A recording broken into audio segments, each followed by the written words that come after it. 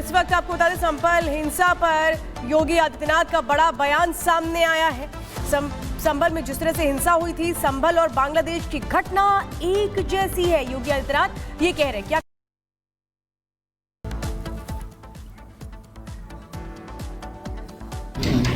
दुश्मन बगल के देश में किस प्रकार का कृत्य कर रहे हैं, याद रखना। किसी को अगर गलतफहमी हो, 500 वर्ष पहले बाबर के एक सिपह सालार ने जो काम अयोध्या में किया था, जो काम संभल में किया था, और जो काम आज बांग्लादेश के अंदर हो रहा है, तीनों की प्रकृति, तीनों का डीएनए एक जैसा है। गलतफहमी में मत रहना। अगर कोई ये मानता है कि वो बांग्लादेश में हो रहा है, तो यहां भी बांटने वाले तत्व उनके लिए बेट बन करके खड़े हो रखे हैं, पहले से खड़े हैं। वे समाज के सामाजिक ताने बाने को छिन्न भिन्न कर रहे हैं, सामाजिक एकता को तोड़ करके, आपको बांट करके फिर काटने का और कटवाने का पूरा इंतजाम भी कर रहे हैं। ये बांटने वाले लोग, बहुत सारे लोग तो ऐसे हैं जिन्होंने दुनिया के तमाम देशों में प्रॉपर्टी खरीद करके रखी हुई है। जहां संकट आएगा वहां भाग जाएंगे, मरने वाले मरते रहेंगे, यही करेंगे लोग। और इसीलिए आप सबसे मैं कहने के लिए आया हूं, हमने अगर प्रभु को अपना आराध्य माना है, उनके प्रति समर्पण का भाव है, ये तब तक अधूरी है जब तक हम उनके उच्च आदर्शों से प्रेरणा प्राप्त करके अपने जीवन को उसके रूप में डाल दें और उसके रूप में उसके रूप करना। रामायण का तो एक दृश्य अत्यंत प्रेरणादायी है, अत्यंत प्रेरणादायी है।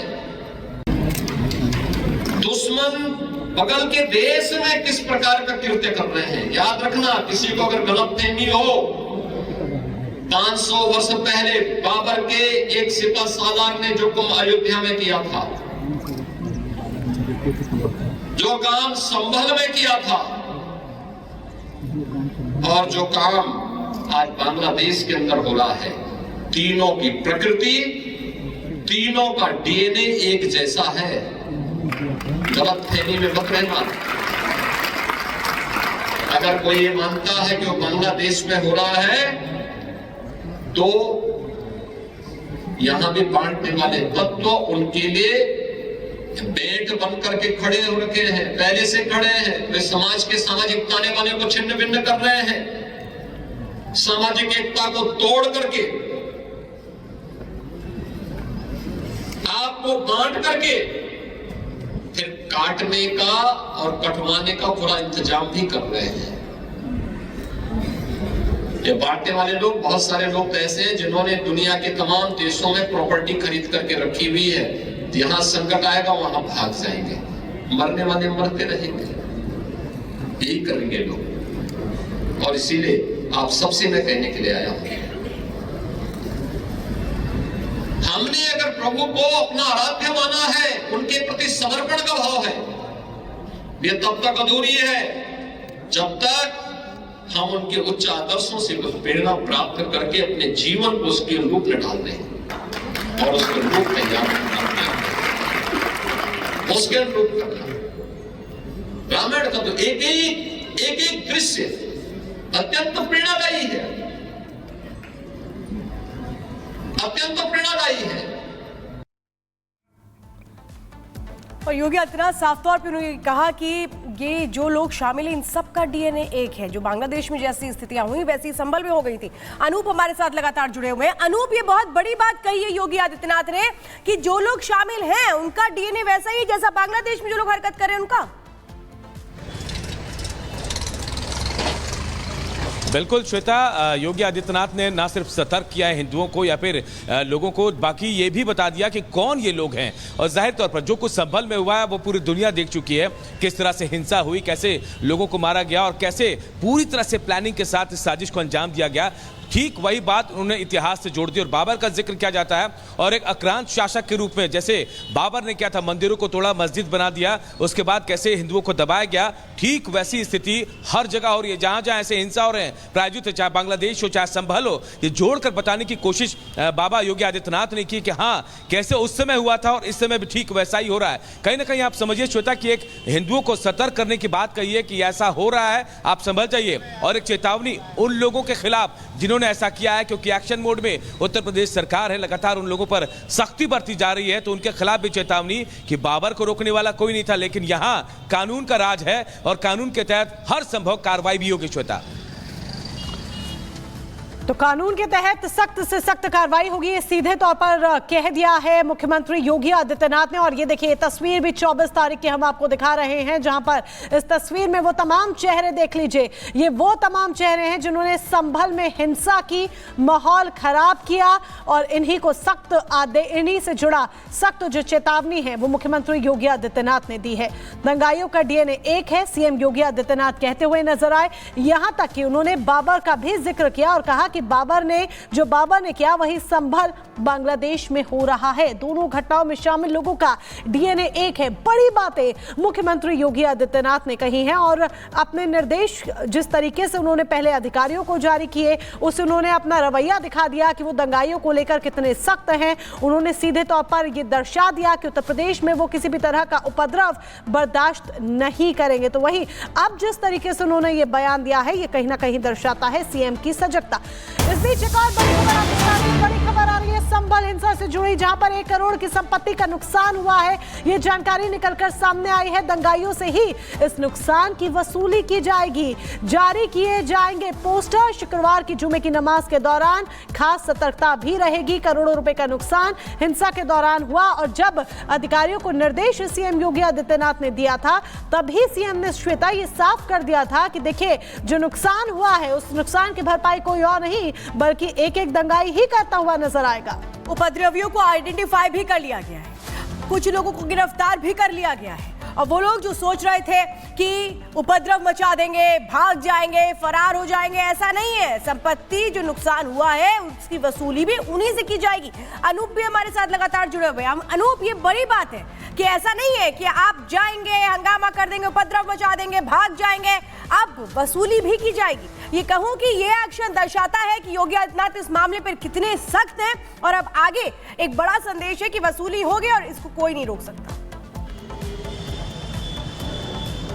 अब बिल्कुल वसूली होगी श्वेता, और ये पूरी तरह से साफ है। जिस तरह से मुख्यमंत्री योगी आदित्यनाथ ने पोस्ट किया था एक्स पर, उसके बाद पुलिस भी एक्टिव है लगातार। हम आज खुद एसपी के पास से के बिश्नोई, उन्होंने कहा कि हम वसूली करेंगे जिन लोगों ने तोड़ा है, जिनकी घरें तोड़ी गई हैं, गाड़ियां तोड़ी गई, वसूली उन्हीं लोगों से होगी जिन्होंने तोड़ा है। इसके अलावा उन्होंने पूरी बात बताई कि 34 लोगों को गिरफ्तार किया गया है, 83 लोगों की पहचान की गई है, 400 लोग सस्पेक्ट हैं और इन तमाम लोगों के पोस्टर भी जारी किए जाएंगे। कुछ कानूनी अड़चने हैं पोस्टर को लेकर, जिन्हें दूर करके पोस्टर भी जारी किया जाएगा और सघन तलाशी अभियान शुरू होगा। जो लोग भी थे इस मामले में उनको छोड़ा नहीं जाएगा।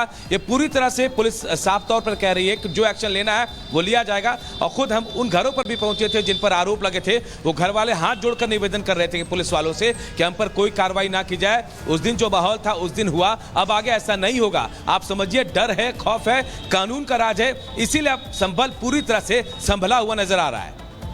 बिल्कुल अनूप, हम लौटेंगे आपके पास। इस बीच एक और बड़ी खबर आपको बता दें, संभल हिंसा में अब तक 32 लोग गिरफ्तार किए जा चुके हैं। इसके बाद गिरफ्तारियां हो रही हैं, 400 लोगों की पहचान की जा चुकी है। संभल हिंसा के आरोपियों के पोस्टर लगेंगे, जिस तरीके से अनूप भी जानकारी दे रहे थे। जो तमाम उपद्रवी हैं, जो तमाम आरोपी हैं, उनके पोस्टर चस्पा किए जाएंगे। कानूनी प्रक्रिया पूरी की जा रही है। सार्वजनिक जगहों पर आरोपियों के पोस्टर लगाए जाएंगे और न सिर्फ पोस्टर लगाए जाएंगे बल्कि जो करोड़ों का नुकसान हुआ है उसकी भरपाई भी यही दंगाई करेंगे। जिसने नुकसान किया है एक एक वसूली उनसे ही की जाएगी।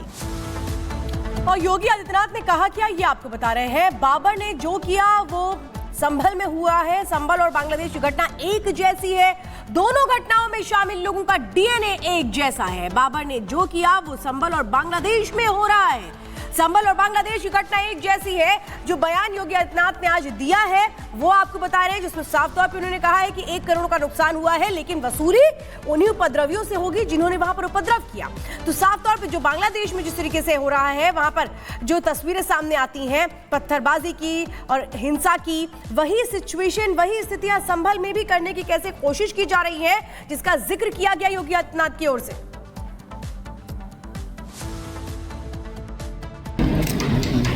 दुश्मन बगल के देश में किस प्रकार का कृत्य कर रहे हैं, याद रखना। किसी को अगर गलतफहमी हो, 500 वर्ष पहले बाबर के एक सिपह सालार ने जो काम अयोध्या में किया था, जो काम संभल में किया था, और जो काम आज बांग्लादेश के अंदर हो रहा है, तीनों की प्रकृति, तीनों का डीएनए एक जैसा है। गलतफहमी में मत रहना। अगर कोई ये मानता है कि वो बांग्लादेश में हो रहा है, तो यहां भी बांटने वाले तत्व उनके लिए बेट बन करके खड़े हो रखे हैं, पहले से खड़े हैं। वे समाज के सामाजिक ताने बाने को छिन्न भिन्न कर रहे हैं, सामाजिक एकता को तोड़ करके, आपको बांट करके फिर काटने का और कटवाने का पूरा इंतजाम भी कर रहे हैं। ये बांटने वाले लोग, बहुत सारे लोग तो ऐसे हैं जिन्होंने दुनिया के तमाम देशों में प्रॉपर्टी खरीद करके रखी हुई है। यहां संकट आएगा वहां भाग जाएंगे, मरने वाले मरते रहेंगे, यही करेंगे लोग। और इसीलिए आप सबसे मैं कहने के लिए आया हूं, हमने अगर प्रभु को अपना आराध्य माना है, उनके प्रति समर्पण का भाव है, ये तब तक अधूरी है जब तक हम उनके उच्च आदर्शों से प्रेरणा प्राप्त करके अपने जीवन को उसके रूप में डाल दें और उसके रूप में याद उसके रूप करना। रामायण का तो एक दृश्य अत्यंत प्रेरणादायी है, अत्यंत प्रेरणादायी है। तो न सिर्फ वार्निंग सीएम योगी आदित्यनाथ देते हैं, बल्कि बड़ी बातें वो यहां पर ये कहते हैं कि संभल और बांग्लादेश की घटना एक जैसी है। अनूप हमारे साथ बने हुए हैं। अनूप, देखिए, बड़ा बयान यहां पर सीएम योगी आदित्यनाथ ने तो दिया है, लेकिन वो विपक्ष बार बार गायब नजर आ रहा है, जो संभल को सियासी पर्यटन के तौर पर इस्तेमाल कर रहा है, बयानबाजी के लिए इस्तेमाल कर रहा है। लेकिन जब पाकिस्तान कनेक्शन निकलकर सामने आता है या फिर सीएम योगी आदित्यनाथ का ये बयान सामने आता है, बांग्लादेश में हिंदुओं के साथ क्या हो रहा है वो तस्वीर सामने आती है, तब गायब हो जाता है, मौन हो जाता है। देखिए, विपक्ष वहीं आता है मोनिका, आप समझिए कि जहां उसे सियासत करनी होती है। बांग्लादेश पे इसलिए क्यों नहीं बोल रहा है, क्योंकि आपको पता है कि वहां जो बीजेपी सरकार, मौजूदा सरकार है, वो अटैकिंग मोड में है, इसीलिए उनको ऐसा नहीं लगता कि वहां पे उनको सियासत करनी चाहिए। संभल की बात करें तो संभल पर सियासत कर रही थी, क्योंकि सांसद उनके यहाँ के हैं और तमाम जो लोग हैं यहाँ के, शुरुआती सियासत आपने देखा पुरजोर तरीके से। लेकिन जैसे ही पाकिस्तान कनेक्शन सामने आया, उसके बाद से विपक्ष खामोश बैठा है, क्योंकि बोलने के लिए कुछ नहीं है। लगातार ये कहा जा रहा था कोई कनेक्शन है, कोई साजिश है, तो विपक्ष का ये कहना था कि कोई साजिश नहीं है, ये कहीं ना कहीं बीजेपी की तरफ से या फिर पुलिस की तरफ से ये बताया जा रहा है। लेकिन अब जब सबूत मिल रहे हैं, इकट्ठे हो रहे हैं सबूत, पाकिस्तान कनेक्शन सामने आ रहा है, तो विपक्ष के पास कुछ बोलने को रहा नहीं। तो आखिर विपक्ष बोलेगा कहां? देखिए, अभी विपक्ष बैकफुट पर है और 10 तारीख तक यहाँ जो मनाही की गई है कि विपक्ष का कोई नेता यहाँ नहीं आ पाएगा, उससे भी संभल पूरी तरह से व्यवस्थित हो रहा है। फिर भी लगातार जारी